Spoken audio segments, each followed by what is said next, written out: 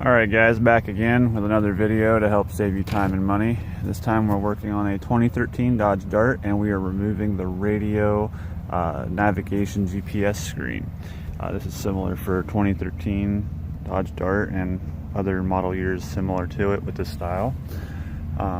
Very intricate. There's a lot of screws to pull, so if you're not careful and you start prying on something, you're liable to break a screw or break the bezel or break out a screw tab, and then it could be costly to you in the long run. So definitely take your time, don't do it in a hurry. First things you want to do is you'll remove this top panel off of the speedometer radio bezel, and it's just held in with these clips. You'll just pull on it gently with a pry tool or panel removal tool, and then you'll have all these exposed screws up here on top. I've already went ahead and pulled them all to save time. You'll pull all the screws. There's a couple of screws up on the very top that are just 7mm, or they're Phillips head screws. You'll need a short screwdriver or a 7mm to get down into these, because there's not a lot of space between the windshield and those screws. So you'll pull those screws out and you'll pull this top piece off.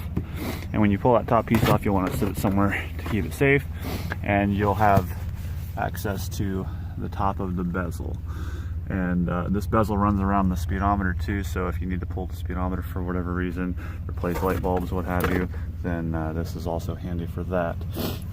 But then what you'll do after you pull that top panel off is you're going to want to drop this bolster underneath the steering wheel, just to be able to access these screws underneath.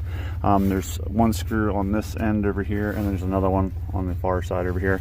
And then you'll remove the clamshell, or at least loosen it up around the steering column itself.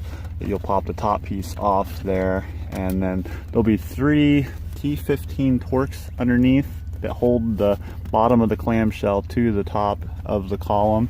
And don't forget, there is one screw up here way in the back underneath the release for the tilt column. So if you don't get that one, you may break it trying to pull this column clamshell down.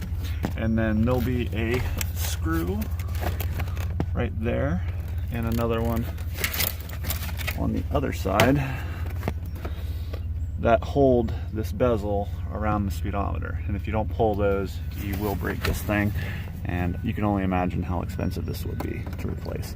But once you've got all those out of the way, you can then pull gently out on the bezel, and you'll have your plugs in behind for your radio navigation screen.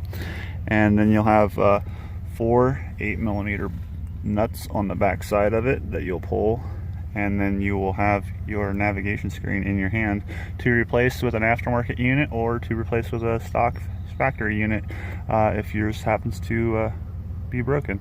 So thanks a lot for watching. I hope it helps, and drop a like, share, and subscribe. Thank you.